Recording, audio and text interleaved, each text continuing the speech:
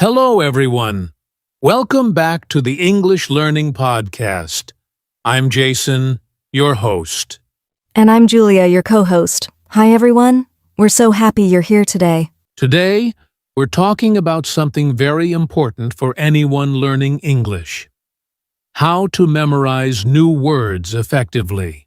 Yes, learning new words is exciting, but it can also be challenging. Sometimes we learn a word today, but the next day, it just disappears from our memory. Exactly.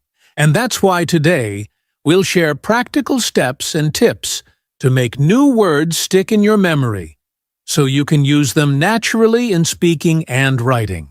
We'll also give you a mini practice activity at the end, so you can try these tips immediately. Awesome! So, whether you're at home, on the bus, or having a coffee break, today's episode will help you memorize words smarter, not harder. All right, let's get started and take your English vocabulary to the next level. So, Julia, before we jump into the tips, let's talk about why memorizing words is so important. Absolutely. Vocabulary is like the building blocks of a language. The more words you know, the easier it is to understand others and express yourself clearly. Exactly. Imagine trying to tell a story, but you keep forgetting the words you need. It's frustrating, right? Yes, and it can make you feel less confident when speaking English.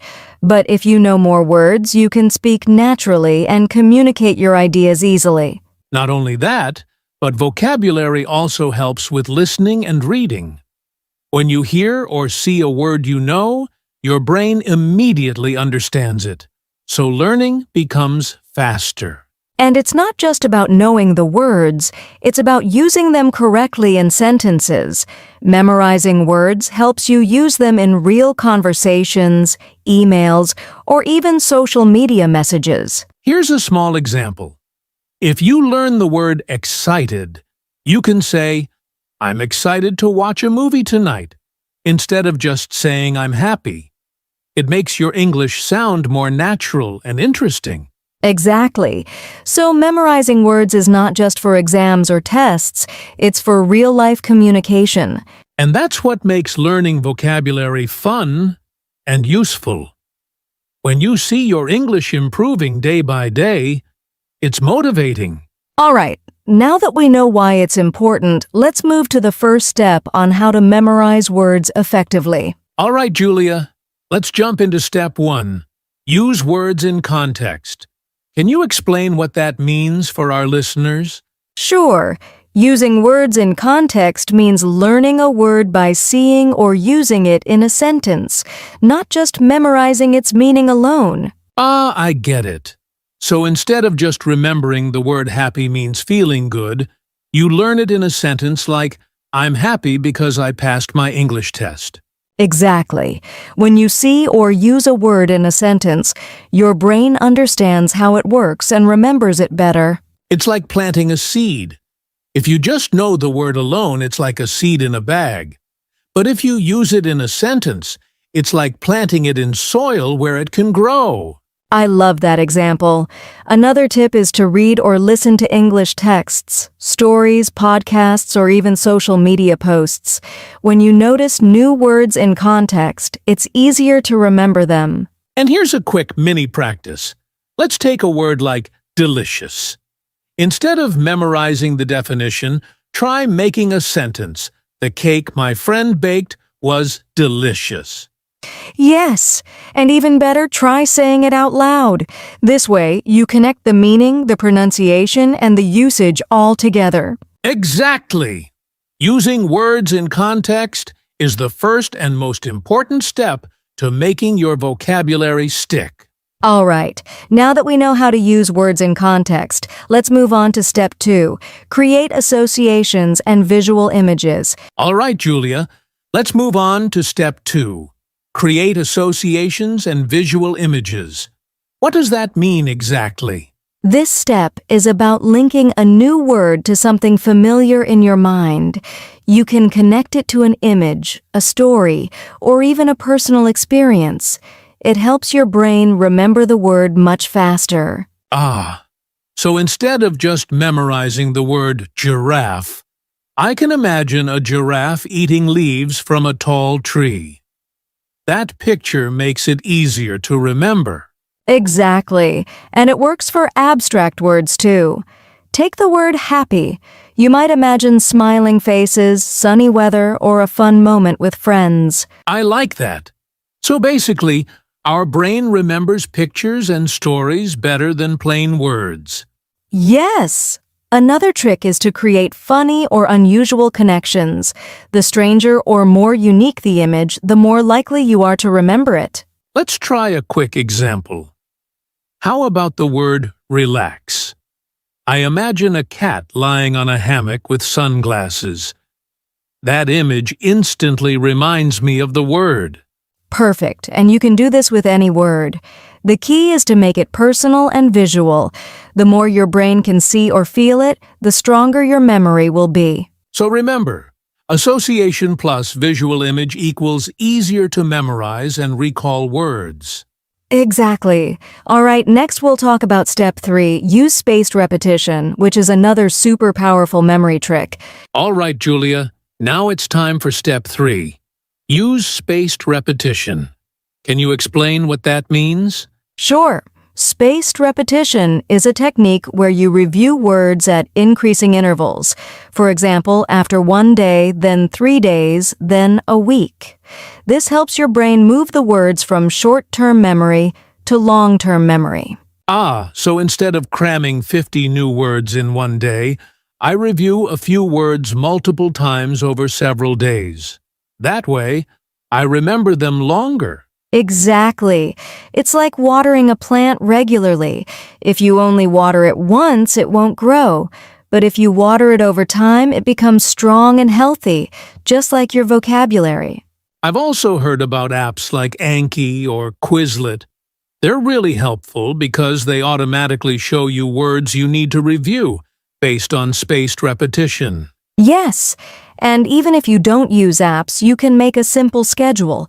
Review new words today, then again in 2 days, then after a week, and finally after a month. Another tip is to say the words out loud when reviewing. Reading silently is okay, but speaking strengthens your memory even more. Absolutely. Spaced repetition is one of the most powerful techniques for memorizing words. It makes sure your hard work doesn't disappear after just a few days. Perfect. So, step 3 is all about reviewing words regularly and smartly. Exactly. Now, let's move on to step 4. Make word lists and flashcards, which is another very practical technique. All right, Julia, on to step 4. Make word lists and flashcards. This one sounds simple, but it's really effective, right? Yes, Jason. Writing words down or making flashcards helps your brain see, touch, and process the words in a new way. So, for example, I could write a list of 10 new words I learned today and review it before bed. Exactly. And flashcards take it a step further. On one side, write the word, and on the other side, write the meaning, a sentence, or even a picture. That's great! And you can carry them with you, or even use digital flashcards on your phone. Super convenient. Yes, the key is reviewing them regularly, not just once. A few minutes every day is better than an hour once a week. Perfect. So, step 4 is about writing, reviewing, and practicing words in a simple, organized way. Exactly. Now let's move to step 5. Practice speaking and writing with new words, which is really fun. All right, Julia. Now we're at step 5. Practice speaking and writing with new words. Why is this step so important? Well, Jason, memorizing words is one thing, but using them actively is what really makes them stick in your brain. So if I learn the word amazing, I should try saying it in a sentence like, "The movie was amazing," instead of just remembering the meaning? Exactly. And don't stop at speaking. Writing is just as important. You could write short sentences, a journal, or even social media posts using your new words. That makes sense. Using the words in real situations helps connect them to your daily life, right? Yes, and here's a fun tip. Try role-playing conversations with a friend or even by yourself. For example, if your new word is delicious, you could pretend you're at a restaurant. This pasta is delicious. I love that. It makes learning interactive and fun. Plus, it trains your brain to recall words automatically when you need them. Exactly. The more you speak and write, the more natural the words feel. Soon, using new vocabulary will become easy and automatic. Perfect. So step 5 is all about active usage. Speaking, writing, and practicing in real situations. Yes. And next, we'll discuss step 6. Learn words in themed groups, which will help organize your learning even better. All right, Julia. Now let's talk about step 6.